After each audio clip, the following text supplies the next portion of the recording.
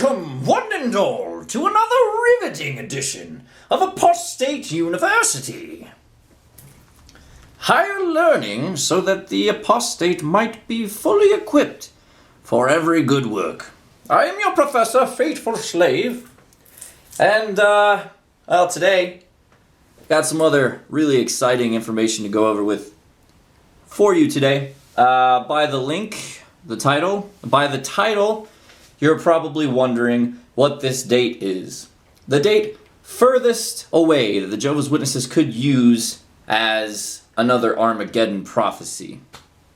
Well, before we get into that, I feel like we need to get everyone on a level playing field. Let's get everybody on the same page and go over a little bit of background information. So, I'm getting my information for this video from this book, Life Everlasting and Freedom of the Sons of God, written in 1966 by the Bible and Tract Society of Pennsylvania. I also want to take this opportunity to thank Stacy Lopez for procuring these books. She got them from her local campus library, which has been a big help in the pursuit of higher learning. So yes, this book was written back in 1966 by the Jehovah's Witnesses. At the time, it had been well established that there was a teaching known as the generation doctrine, which basically came from the scripture at Matthew chapter 24 and verse 34, which I will read for you right now. I didn't bother grabbing my New World Translation. I'm reading straight from jw.org.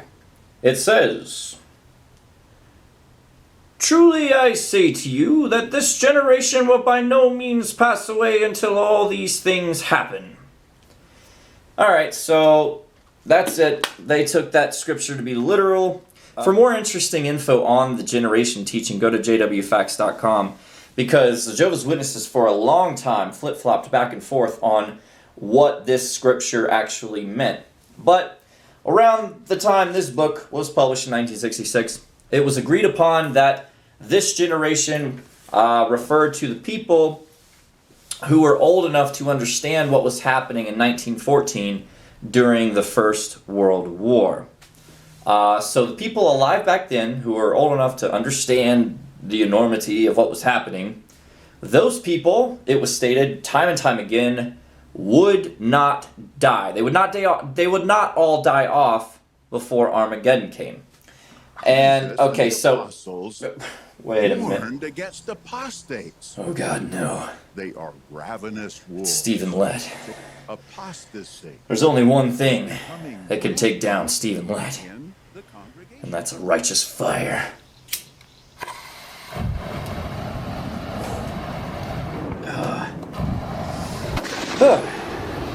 Sorry about that. Alright, so now that that's taken care of, let me get back to where we were here.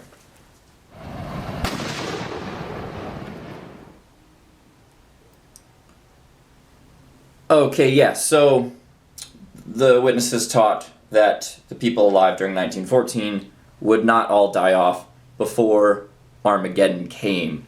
And for proof of that, there are some quotes from jwfacts.com. They have scans of very old publications.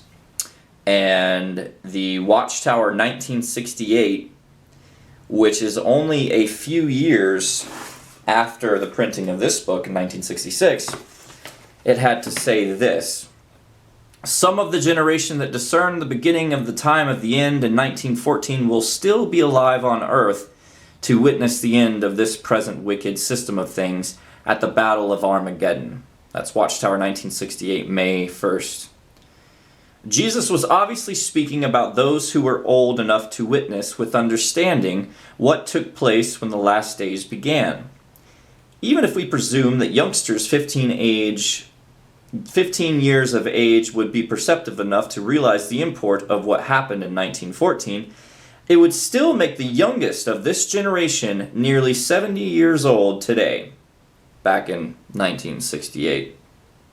So what it's saying is that the youngsters who were 15 years old in 1914, well, at 1968 they would only have been 70 years old, so obviously, the end would come before these 70-year-old timers kicked the bucket completely. So they had it narrowed down to a short time frame when the end had to come. In their lifetime, 10, 15, 20 years, something like that. But they didn't leave it that vague. And that's where we're getting into the bulk of today's content. They actually narrowed it down to a very specific date. They pointed very strongly to a certain year. Another doomsday prediction based around a Bible date that they discerned. And this time, because in previous episodes we discussed Russell's 1914 Armageddon prediction, Rutherford's 1925 Armageddon prediction. Well, you had them all believing 100% without question this generation would by no means pass away before Armageddon came. Then they started pointing to a specific year on top of that to really amp up the excitement, the sensationalism, the titillating That's date. right. I said titillating. And what are you gonna do about it? 1975 was the new date for Armageddon, and here is how they came to that date. In this book, Life Everlasting and Freedom of the Sons of God, they actually have a chart.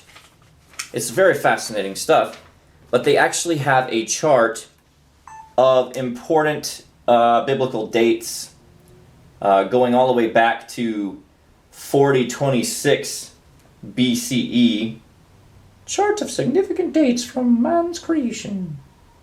Going all the way up to not just 1975, but beyond. We'll be getting to that shortly. Alright, so 1975, end of the 6th 1,000-year day of man's existence in early autumn. Alright, so what is this nonsense that they're going on and on about? End of 6th 1,000-year day of man's existence. What are they talking about? Well, if you recall, Jehovah's Witnesses always taught that based upon a scripture in the Bible, a day to Jehovah God is actually like 1,000 years to mankind. So the passage of time is supposedly different for God. If we live through 1,000 years, that amount of time only seems like a day to God. And that's also mentioned in this book shortly before this chart of significant biblical dates. I'll read some of that for you. All right. So 6,000 years of man's existence on earth will soon be up.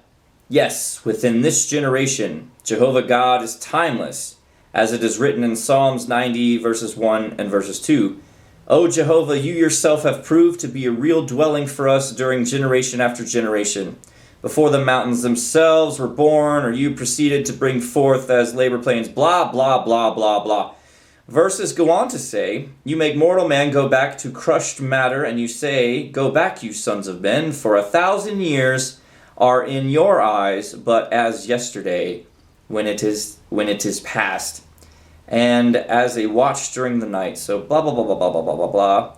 So basically this book is reiterating that 1,000 years to us humans is only a day to the grand creator. So, and then they start to hype up the date 1975 because, as you look on this chart, it is very significant because it is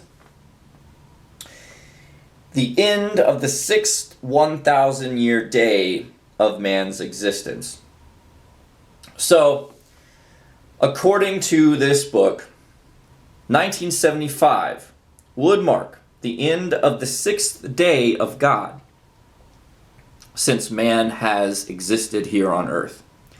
According to this, 1975 would be the 6th day, which is 1,000 human years for Jehovah since man has been on earth. So it goes on to hype up that this is a big deal. Not only do they have the generation teaching that insists that the end has to come before these old-timers who are alive to see 1914, before these old-timers croak and kick the bucket, which narrows the end must be coming very, very, very soon. But on top of that, they've discovered that, hey, also in 1975 marks the 6th day of Jehovah, 6,000 years of man's existence. That's huge to the Jehovah's Witnesses. It got the witnesses that were already in the organization very excited, but it also once again helped to boost membership because these end-time prophecies always had a way of titillating the general public. So, here in this book it goes on to say,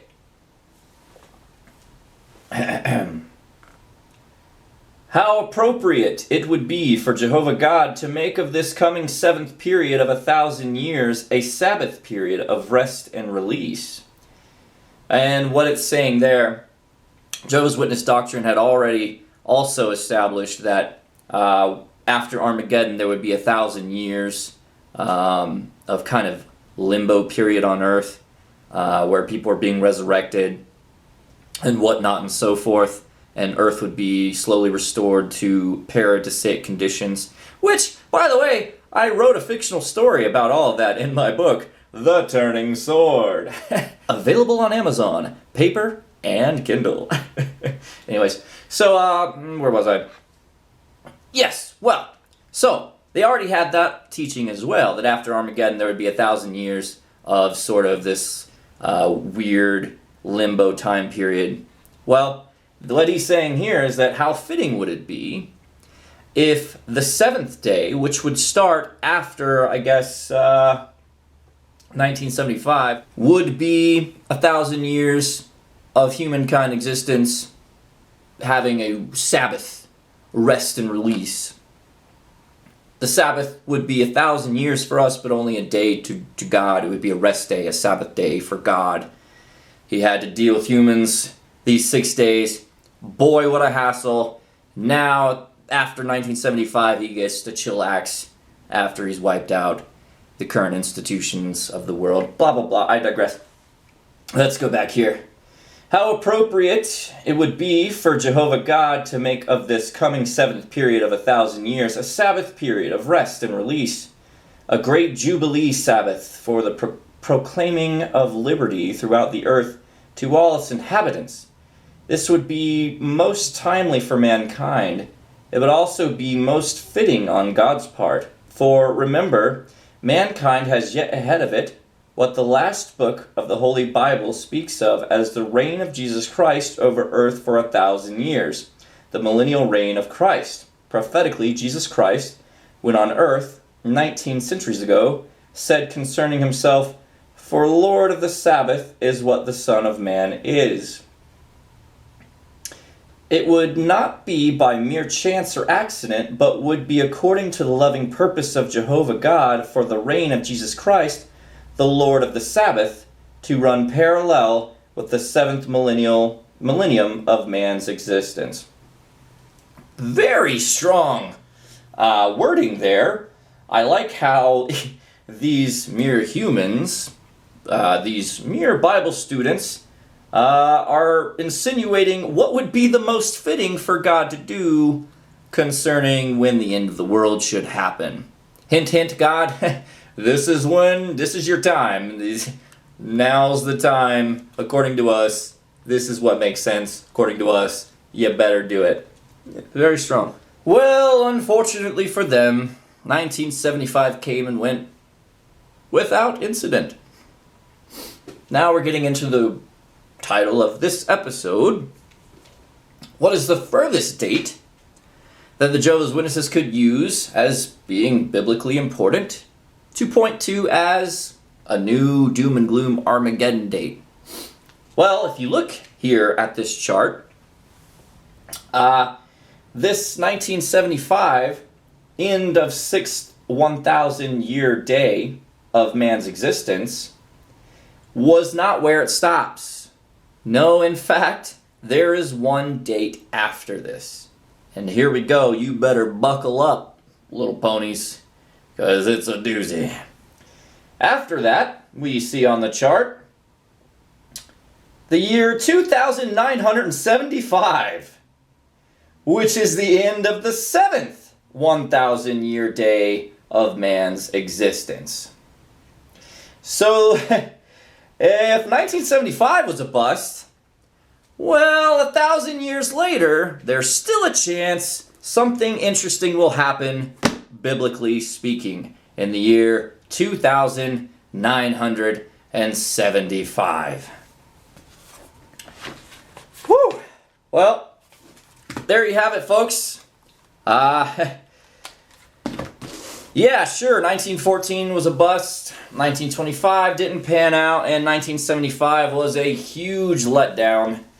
But there's still a chance. Watchtower's understanding could ignite further interest into these matters in about, 900 years.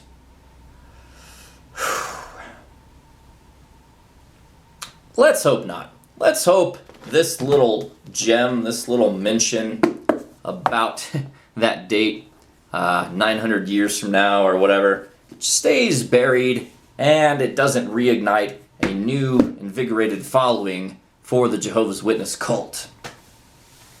I hope you enjoyed this week's lesson. If you like my videos, I highly recommend you check out my PayPal and help support this endeavor. If you have anything to spare, that is. Also, I'd be very remiss if I did not mention that there's some very big things happening tonight. Yesterday and today was when they were deciding the fate of that $66 million class action lawsuit in Canada. So any minute now, we're going to be hearing the news over how that whole situation plays out.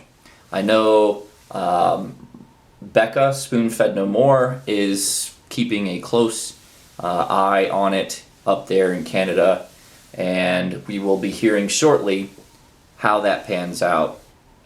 I think tonight, me and Stacy Lopez will be going live and having a little live show. So if you're not doing anything, step on over to her channel. Once again, thank you, one and all, for participating in this week's Apostate University. I am your professor, Fateful Slave. Farewell.